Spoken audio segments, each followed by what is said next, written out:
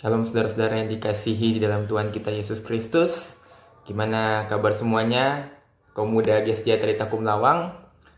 Saat ini Kak Ivan mau membawa sebagian dari firman Tuhan yang sederhana. Tapi sebelum itu mari kita satu di dalam doa. Ya Bapa di dalam sorga, kami bersyukur atas kesempatan yang Kau berikan kepada kami. Kami percaya Tuhan bahwa waktu yang Kau izinkan untuk saat ini kami bisa berkumpul di rumah kami masing-masing bukanlah sebuah kebetulan, tetapi Tuhan sudah merencanakan sehingga kami bisa saat ini bisa mendengarkan sebagian dari firman-Mu. Kiranya Tuhan Engkau menerangi hati dan pikiran kami, sehingga ketika kami mendengarkan firman-Mu, hati dan pikiran kami diubahkan, dan kami dapat semakin serupa dengan Engkau Yesus. Ajari kami Tuhan untuk melalui firman Tuhan ini, kami dapat semakin percaya dan berharap kepadamu Tuhan. Terima kasih Bapa, di dalam nama Tuhan Yesus, kami berdoa dan mengucap syukur. Amin. Oke, saudara-saudara, saat ini Kak Ivan mau bawa sebagian dari firman Tuhan yang sederhana, sesuai dengan tema yang diberikan oleh kaum muda. Tapi sebelum itu Kak Ivan ingin kita sama-sama memikirkan, jika Kak Ivan mengajukan sebuah pertanyaan, apa sih itu percaya? Teman-teman mungkin di dalam benak teman-teman mungkin terpikir iman, pengharapan, atau apapun lah itu. Tetapi tahukah bahwa percaya itu tidak bisa lepas dari yang namanya pengharapan. Jadi percaya dan pengharapan ini adalah seperti satu mata uang koin yang tidak terpisahkan antara kepala maupun ekornya. Itu seperti satu mata uang koin yang tidak terpisahkan. Jadi seseorang tidak mungkin bisa percaya jikalau ia tidak berharap. Pengharapanlah dasar daripada seseorang bisa percaya. Oke? Kita mau belajar tentang pengharapan yang luar biasa dari seorang rasul yang luar biasa, yaitu Rasul Paulus.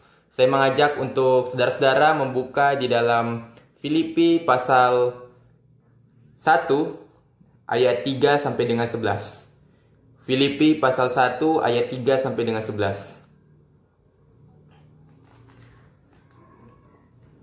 Oke, saya akan bacakan untuk saudara. Aku mengucap syukur kepada Allahku setiap kali aku mengingat kamu, dan setiap kali aku berdoa untuk kamu semua, aku selalu berdoa dengan sukacita. Aku mengucap syukur pada Allahku karena persekutuanmu dalam berita Injil, mulai dari hari pertama sampai sekarang ini. Akan hal ini aku yakin sepenuhnya, yaitu Ia yang memulai pekerjaan yang baik di antara kamu akan meneruskannya sampai pada akhirnya pada hari Kristus Yesus. Memang sudahlah sepatutnya aku berpikir demikian akan kamu semua, sebab kamu ada di dalam hatiku, oleh karena kamu semua turut mendapat bagian dalam kasih karunia yang diberikan kepadaku, baik waktu aku dipenjarakan maupun pada waktu aku membela dan meneguhkan berita Injil. Sebab Allah adalah saksiku betapa aku dengan kasih mesra Kristus Yesus merindukan kamu sekalian. Dan inilah doaku, semoga kasihmu makin melimpah dalam pengetahuan yang benar dan dalam segala macam pengertian, sehingga kamu dapat memilih apa yang baik, supaya kamu suci dan tak bercacat menjelang hari Kristus, penuh dengan buah kebenaran yang dikerjakan oleh Yesus Kristus untuk memuliakan dan memuji Allah. Oke, saudara-saudara, sedikit Kak Ivan mau memberikan latar belakang daripada penulisan Rasul Paulus pada surat Filipi ini. Rasul Paulus menulis surat Filipi ini pada waktu ia berada di dalam penjara.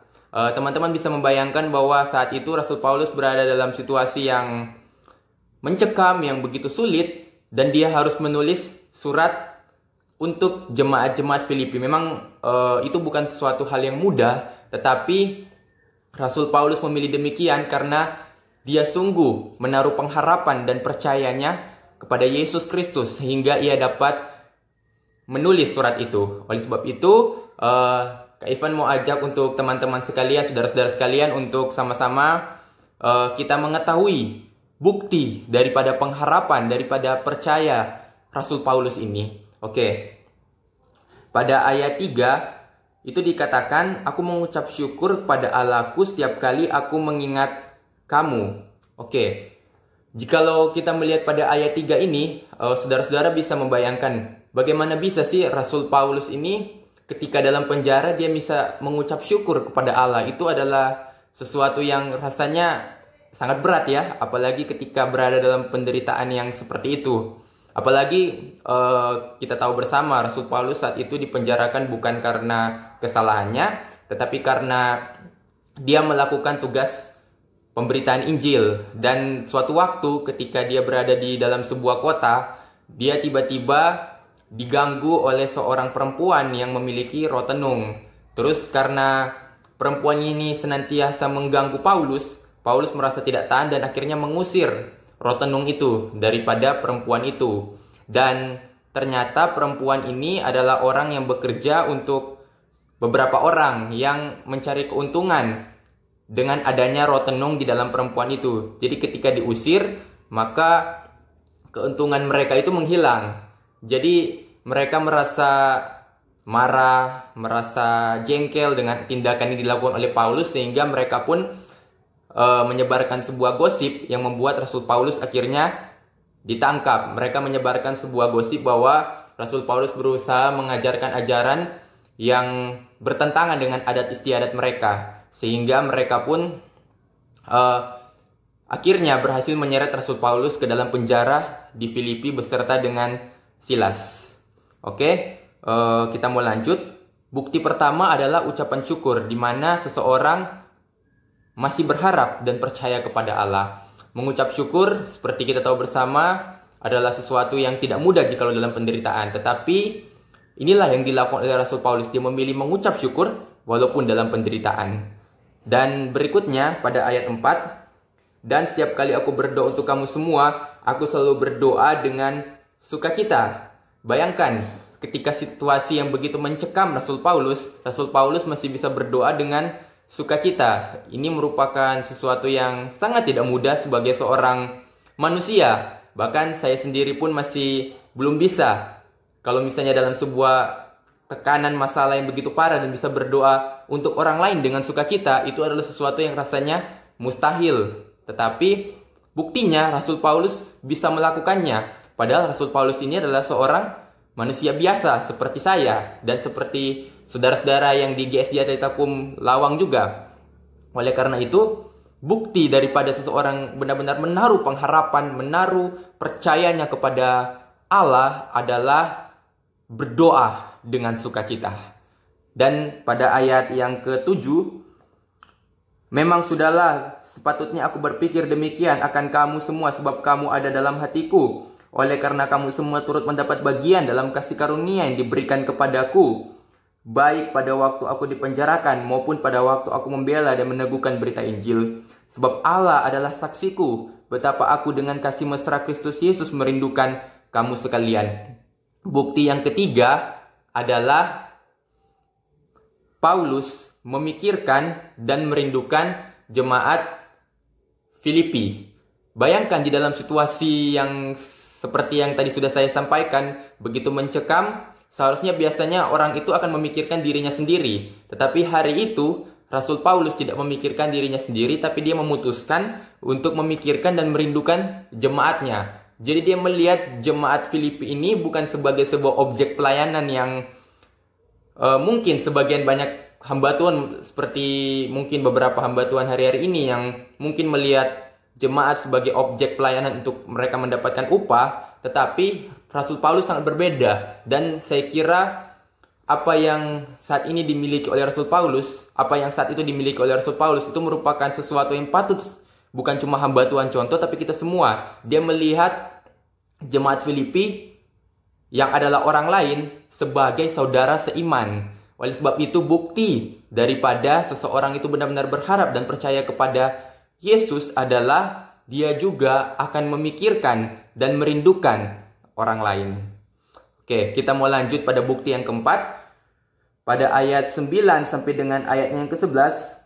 Dan inilah doaku, semoga kasihmu makin melimpah dalam pengetahuan yang benar dan dalam segala macam pengertian, sehingga kamu dapat memilih apa yang baik supaya kamu suci dan tak bercacat menjelang hari Kristus, penuh dengan buah kebenaran yang dikerjakan oleh Yesus Kristus untuk memuliakan dan memuji Allah. Bukti keempat daripada seseorang benar-benar menaruh pengharapan dan percayanya kepada Kristus adalah orang itu memiliki impian kepada orang lain. Dan ini adalah saya kira sesuatu yang benar-benar di antara bukti-bukti yang tadi, mungkin di antara bukti mengucap syukur, berdoa dengan sukacita, dan juga memikirkan dan merindukan saudara-saudara seiman atau orang lain. Bukti yang keempat ini rasanya paling sulit di antara semua bukti-bukti yang ada, karena bagaimana mungkin kita bisa memiliki impian kepada orang lain ketika kita sendiri berada dalam situasi yang begitu tidak menentu dan begitu sulit.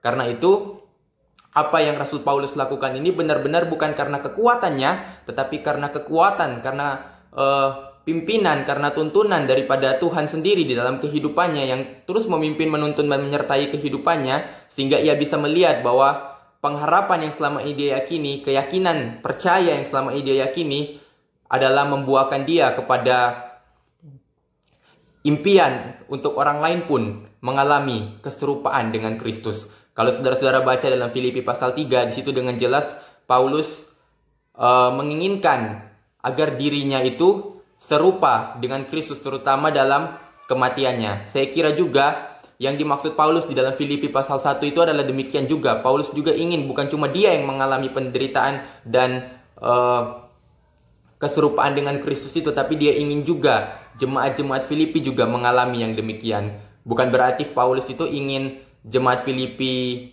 menderita tanpa tujuan, no. Tapi perlu teman-teman, saudara-saudara ketahui bersama, justru melalui penderitaanlah iman kita semakin tekun. Justru melalui penderitaanlah kita dapat melihat kemuliaan Allah di dalam kehidupan kita. Justru ketika kita menghadapi penderitaan dan kita memposisikan Allah sebagai yang benar dan adil, maka kita akan melihat kemuliaan Tuhan, pertolongan Tuhan yang sangat luar biasa.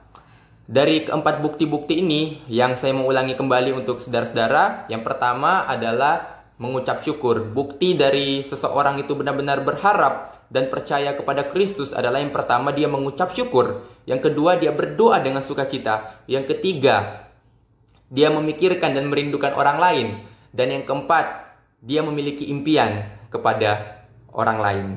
Oleh sebab itu, sudahkah saudara-saudara sekalian, kaum muda GSI Takum memiliki keempat hal itu?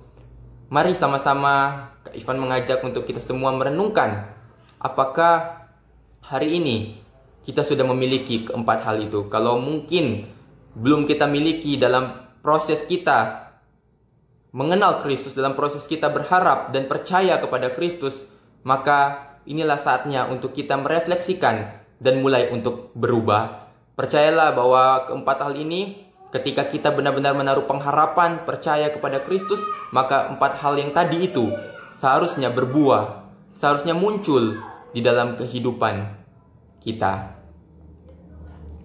Kak Ivan mau tutup renungan sederhana ini dengan sebuah pernyataan bahwa Tuhan itu setia, Tuhan itu baik, walaupun di masa-masa COVID-19 ini, tetapi Tuhan tetap akan menyertai.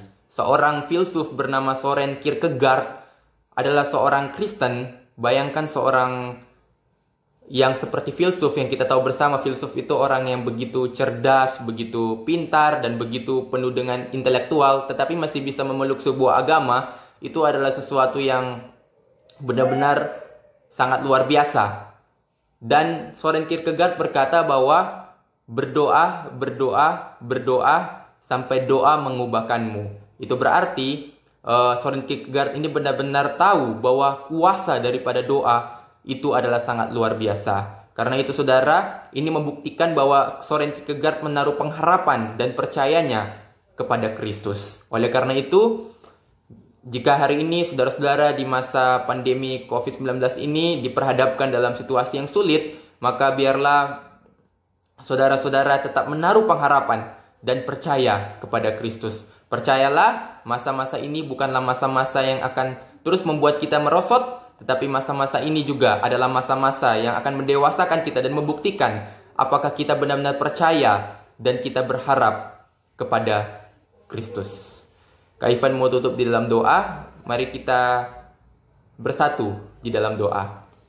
Bapa dalam surga, Kami bersyukur karena kami telah mendengarkan sebagian dari firman-Mu mengenai